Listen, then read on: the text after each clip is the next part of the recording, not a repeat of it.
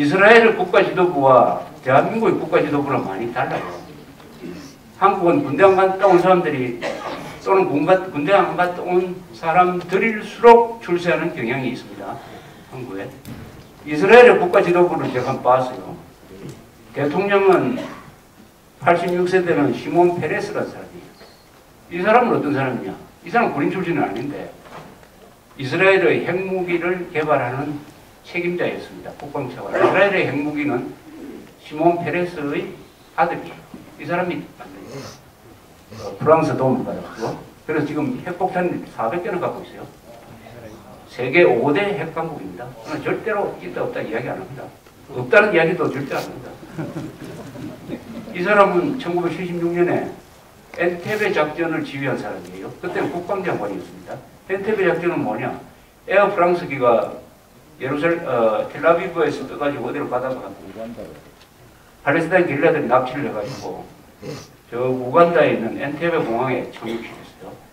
유태인 안사들 다 풀어주고 이스라엘 사람 100명을 잡아가지고 이스라엘이 잡고 있는 테러리스트 40명하고 맞바꾸자 이렇게 이제 협박한 겁니다. 이스라엘은 절대 테러 집단하고는 대화를 안 한다고 했지만은 자기 국민들 100명이 잡혀 있으니까 이거 어떻게 하느냐? 고심을 하다가 구출 작전을 하는 거죠. 비행기를 세 대에다가 특공대 100명을 보내가지고 전격적으로 다 구출합니다. 총격전이 벌어졌어요. 그 중에 103명의 인질 중에서 2사람이 총에 맞아 죽고 1사람은 나중에 게릴라들 그러니까 납치했던 7명 다 사살하고 우간다 군인들을 한 30명을 사살하고 거기에 있던 비행기 착륙해 있던 미그 17 우간다 공군 비행기 11대를 다 파괴를 하고 딱 다 실가지고 떴어요. 아주 영화에 나올 만한. 그런데 이스라엘 특공대 중에서 딱 한 사람이 죽었어요. 100명입니다. 100명 중에서 그걸 지휘한 사람인데 요나탄 네탄야후 소령이라는 사람이 총을 맞아 죽었어요. 지휘관이 죽었습니다. 지휘관이. 이게 아주 상징적인 건데 이스라엘에서는 장교들이 항상 앞장서요. 그래서 이스라엘 군대에서는 돌격이라는 명령이 없습니다. 돌격, 장교가 누구한테 돌격하냐? 나를 따르라고 해야지. 그래서 이스라엘에서는 나를 따르라, 영어로 follow me라는 명령밖에 없다고 그래요. 그래서 장교가 많이 죽어요. 바로 이 엔테베 특공작전에서도 요나탄 네탄야후라는 그 사람이 아주 총망받던 군인이었습니다. 특공작전을 전문으로 해가지고 이 사람은 언젠가는 총참모 총장 된다는 명망 30살에 죽었어요. 별명이 요니인데 이스라엘 사람 보고 요니 아니냐는 모르는 사람이 없습니다. 지금까지 다 이 사람을 기억을 하고 영화도 만들고 연구소도 만들고 연구소도 만들고 지금 벤자민 네탄야후라는 사람이 이 요나탄 네탄야후의 동생입니다. 동생. 이 사람이 수상이 된 게 그 형의. 근데 이 지금 수상은 또 어떤 사람이냐? 이 사람 또한 특공부대 출신이에요. 그래서 인질 구출 작전을 하다가 우군이 쏜 총에 맞아가지고 중상을 입고 제대한 사람입니다. 제대한 사람. 이스라엘 내각의 부총리 겸 국방장관은 에후드 바락이라는 사람인데 이 사람은 참모총장 출신이에요. 이 사람 또한 특공부대 출신이에요. 그래서 엘리트 중에 엘리트, 특공, 엔테베 작전에 다 관계했던 사람들이 대통령, 수상, 부수상을 하고 있고 그 장관 중에 군인 출신들이 반 이상입니다. 이러니까 자주 국방을 안 할 수가 없죠. 이런 이스라엘이니까 어떻게 합니까? 가자 지구 전투가 있었어요. 2009년 초에 가자 지구에 있는 하마스라는 이 테러 집단이 이스라엘 민간 지역으로 계속 포탄을 쏘니까 안 되겠다 싶어서 쳐들어갔습니다. 가자 지구에 쳐들어갔어요. 한 달 동안 작전을 했는데 팔레스타인 사람들이 민간인들도 포함돼가지고 한 1000명이 죽고 이쪽 사람들 이스라엘 사람들이 한 10명쯤밖에 죽지 않았습니다. 유엔이 결의를 했어요. 유엔 안보리가 휴전을 결의를 했습니다. 그때 이스라엘 수상이 오메르트라는 사람인데 나와서 이런 이야기를 했어요. 우리는 유엔 결의를 거부하겠습니다. 이스라엘이란 나라는 자기 나라의 국방을 외국의 어느 기관에도 의탁한 적이 없습니다. 우리는 우리가 지킵니다. 이렇게 딱 선언했어요. 유엔 결의 웃기지 말아요. 그죠? 유엔 결의. 유엔 결의 한다고 우리가 당신들이 와서 지켜주겠느냐? 우리 소상작전 끝내고 나서 하겠다. 이렇게 해서 밀어붙여버려요. 그럼 되는 거예요. 원래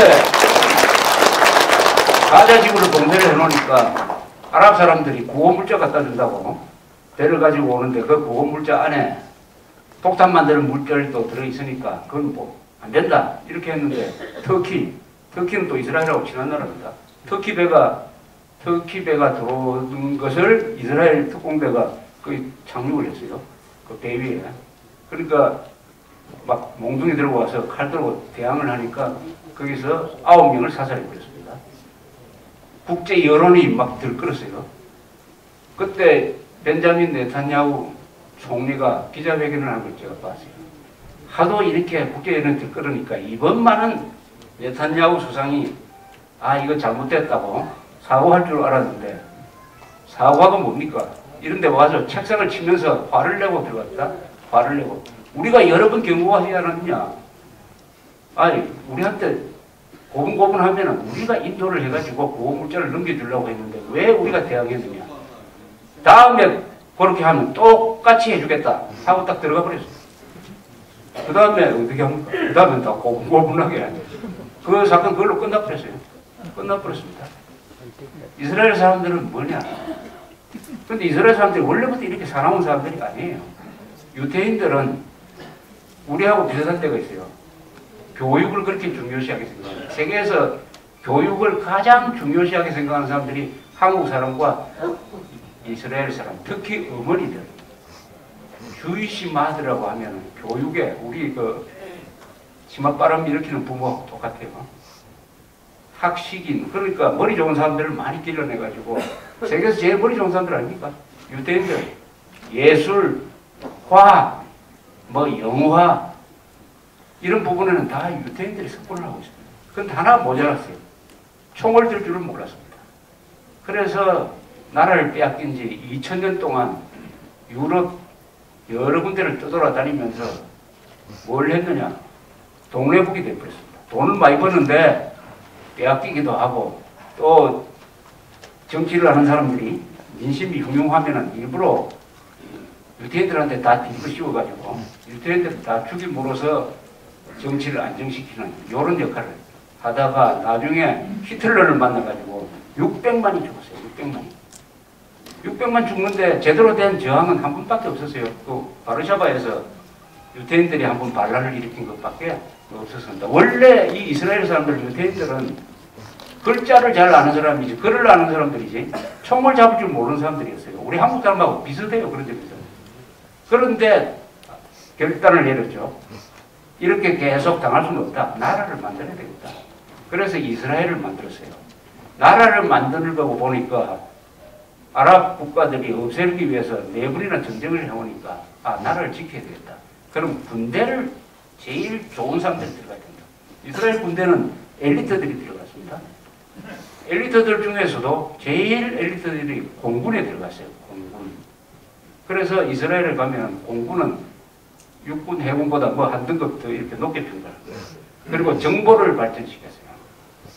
전쟁은 기습을 허용하면 안 되니까 미리 우리가 탐지하려면 정보기반이 좋아야 된다.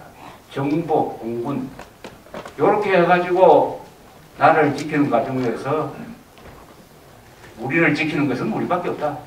국방은 절대로 남한테 의존할 수 없다. 국방은 절대 남한테 의존할 수 없다. 하는 생각을 갖고 이렇게 하고 있습니다. 우리는 이스라엘식으로 결심을 해야 될 나라예요. 우리도 전쟁을 스스로 결심한 적이 없어요. 한 번도. 마지막이 언제냐? 7세기 말에 김춘추, 김유신, 문무왕 요 사람들이 삼국 통일을 하기 위해서 통일전쟁을 일으키는 것. 그게 마지막입니다. 그 뒤에 전쟁은 전부 다 우리가 당한 전쟁이에요.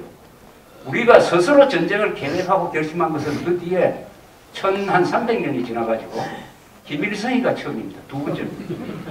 김일성이가 한국을 쳐가지고 적화 통일하겠다라고 생각하고 꾸미고 전쟁을 했기 때문에 지금도 김일성이는 그 아들 김정일은 국군을 우습게 봅니다. 우습게 봐요.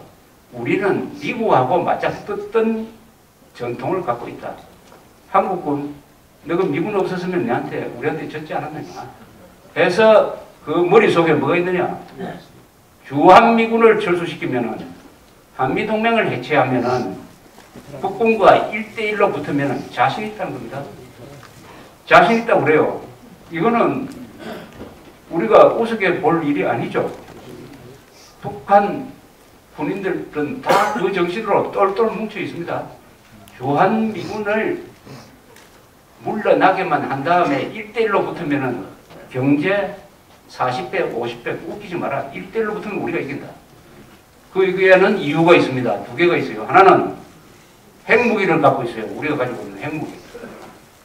또 하나가 있죠. 남한에 북한 편을 든 거대한 세력이 있다. 이 두 개를 갖고 있다. 우리는 핵무기도 없고 평양에 우리 편이 없다. 그러면 주한미군이 나간 다음에 1대1로 붙었을 때 한국이 이긴다는 보장이 있습니까?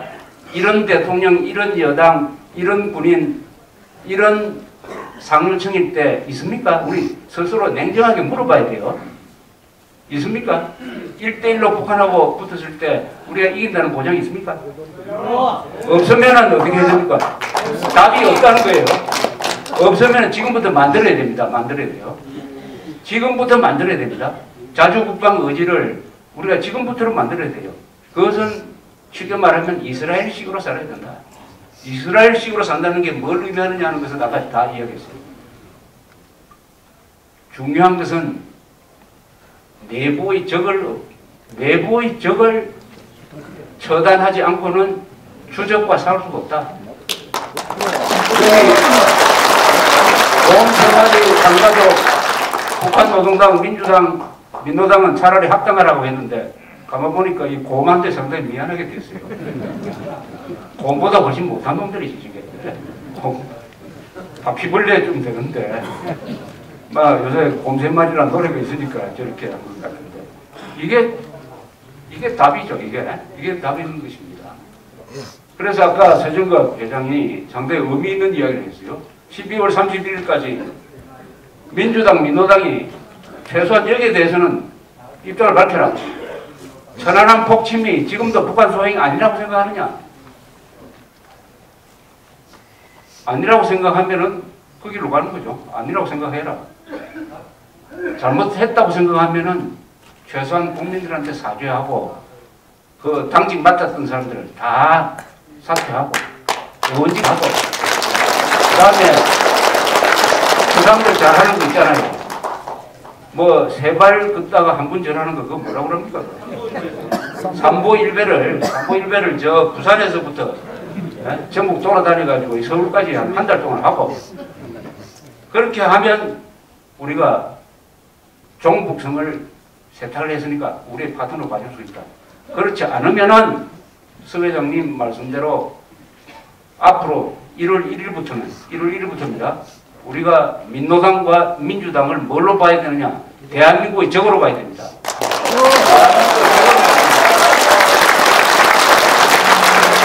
동반자가 아닙니다. 야당이 아니에요. 그런데 사실은 지금도 거의 적이죠. 그러나 사람을 공격을 할 때는 신사적으로 해야 되는 거 아닙니까? 그래서 12월 30일까지 시간을 줬습니다. 이명박이가 배워야 돼. 여기서 어떻게 하느냐? 그 뒤에 어떻게 하느냐? 두고 보자. 신사 이야기가 나왔으니까 정치부 기자들이 신사 국회의원 11명을 뽑았어요. 거기에 박지원이라는 사람이 들어가 있습니다. 6.25가 남침인지 북침인지 모르겠다고 하는 민노당의 이정이라는 여자 국회의원도 신사 국회의원 11명에 들어갔어요. 끈질기게 김태형 장관을 몰아세우면서 천안함 북침이 북한 소행이 아닌 것 같다는 식으로 몰고 가는 박영선 의원 정동영 예천입니다. 이게 한국 기자들의 자화상입니다. 이게 기자상. 이게 이런 기자들을 믿고 우리가 언론을 믿고 있다가는 망한다. 그래서 내년에는 우리가 모진 결심을 해야 되겠다. 모진 결심을 해야 되겠다. 해가 바뀌면은 뭐 이렇게 휘호 같은 거 쓰지 않습니까? 사자성어. 원래 이 사자성어가 뭐였겠느냐 아까 보니까 김태형 장관이 그때 한 말이 생각이 납니다. 황제 전장. 한국은 항상 전장 속에 있다. 즉 한국은 항상 전쟁하는 나라다. 그 다음 내년에 우리 사자성어를 뭐라고 해야 될지 한번 생각을 해보십시오. 저는 하나 정했어요. 저는 이 붓글씨 써가지고 내자를 우리 집에 딱 붙여놓기로 했습니다. 뭐냐? 일전불사입니다. 일전불사. 일전불사. 일전불사. 자꾸 전쟁 나면 어떻게 하느냐고 묻습니다. 그에 대해서 대답해야죠. 아니 전쟁 나면 전쟁해야지. 그 전쟁은 통일전쟁이 될 것인데 그러니까 전쟁 절대 안 난다. 자꾸 이런 이야기 할 필요가 없어요. 전쟁 걸어오면 전쟁해야지. 일전불사다. 일전불사. 이렇게 제 사이트에서 올렸더니 한 사람이 이렇게 댓글을 달았는데 자기도 내년을 위한 사자성어가 하나 있다고 이렇게 써놨어요. 종북, 한자로 종북 써놓고 자동차 할 때 차자 해놓고 찢어질 열자 있죠. 차열이 안 하는 그때는 거열이라고 그러죠. 거열. 종북 거열이다. 거열이란 개가 있습니다. 거열형이라는 거 아시죠? 그 국가에 반역한 역적을 사지를 찢어 죽이는 것을 거열형이라고 합니다. 그러니까 종북 거열. 종북 거열이라고 이렇게 일전불사 종북 거열 뭐 그것도 괜찮은 것 같아요.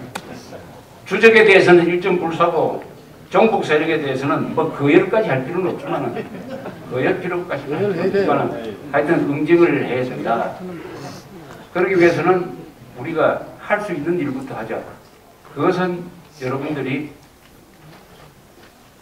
꼭 할 수 있는 일은 하루에 한 분씩 신문이나 이런 걸 보시고 김정일 국방위원장이라고 쓰는 기자, 언론사, 방송사에 전화를 하는 겁니다. 전화를 해가지고 김정일이가 당신 부모냐? 국방 파괴자를 보고 왜 국방위원장이라고 쓰느냐? 이게 교육이 되겠느냐? 이렇게 점잖게 충고하시는 그것, 요게 바로 대한민국을 바로잡는 가장 작지만은 가장 큰 행동이 될 것입니다. 아무쪼록 일전불사 정신으로 이 난국을 돌파해가지고 이 상황을 역전승하도록 같이 노력합시다. 감사합니다. 네, 좋은 말씀 전해주신 우리 조갑재 대표님께 다시 한번 박수 부탁드리겠습니다. 이제 마지막 순서입니다. 애국단체